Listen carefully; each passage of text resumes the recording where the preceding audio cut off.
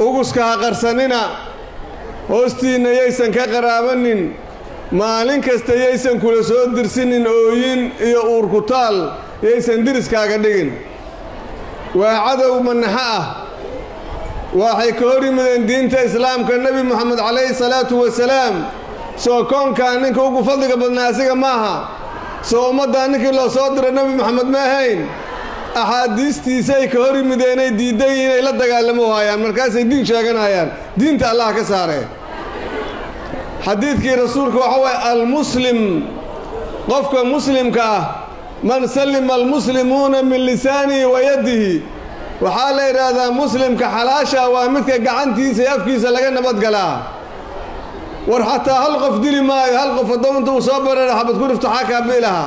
100 qofood 50 qofood 100 qofood 10 qofood ayuu wuxuu rabaa nafs saacad gudaheed inuu ama daqiiqad gudaheed nafs uga qaado raadinaya markaasuu ku leeyahay xuurul ciinti baa hortayda ka muuqato war xuurul cilmaana cadaabti jahannamaad u socotaa allah kugu fogeeyey waxaan leenahay dhalinyarada la qaldaayo waa dhowr nooc qaar waxa waaye shilimaad yaraa loo tuuraasaa la yidhahdaa bambadan ii qaada meel hebel geey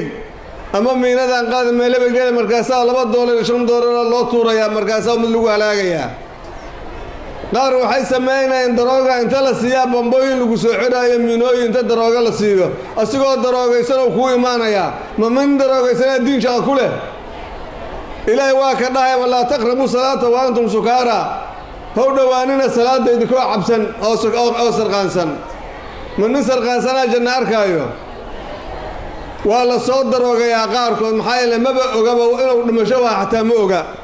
wuxuu u qabyaa inuu duulayo diyaarad raacay u qabyaaba inuu dhimasho waa ma oga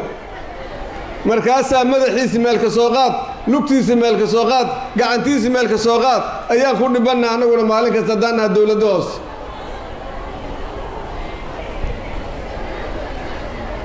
way ka qaldantaa ayaan leenahay qaarna mabda qaldan fikir qaldanaa la saaray war waa ogsoontiin aawa daacishta ka jirtay aawday ciraaq aawa wixii liibiya ka jiray wixii oran xaggay ku dhammaadeen yaa iska celshay aawa wixii nigeria joogay yaa iska celshay wallaahi shacabkaa iska celshay dadkaa iska celiyey haddaadan kicina oodan iska celinina oo maalin kasta gurigiinna laga soo baxaayo oo diriskaaga uu ku jiro oo aad qarihayso oo islaad adiga ama ku dilaa waqtigaagaad dhimanaysaa say raxmasadheer sheegaysay eedayo likulli ummatin ajal qof kasta ajal uu leeyahay mana ka dib dhacaayo mana ka soo hormaraayo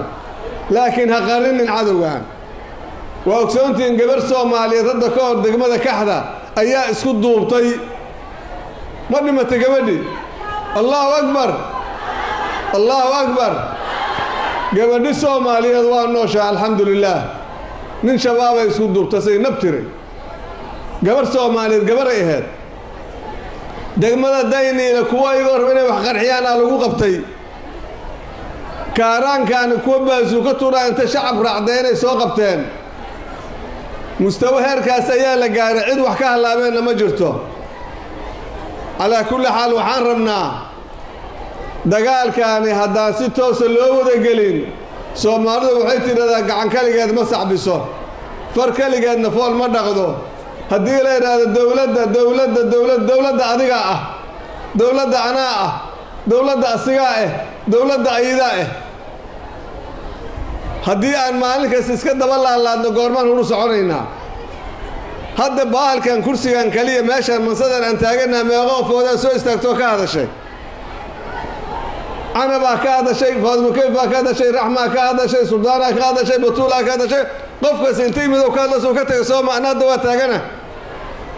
kursigu waa sidaas horta sidaas ogaada qofba maalin uu imaanayaa waana ka tegayaa laakiin cidda baaqiga u ah mar kasta oo aan tegaynin oo dhammaanaynin oo marba soo joogto waa shacabka shacabku waxaa rabaa marka inuu asiga iska ilaaliyo cadowga iska qabto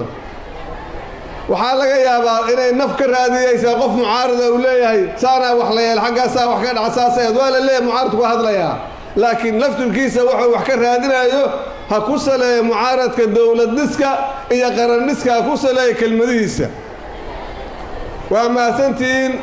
saakaad isu soo baxdeen isu soo baxan ayaa maanta noo muujinayo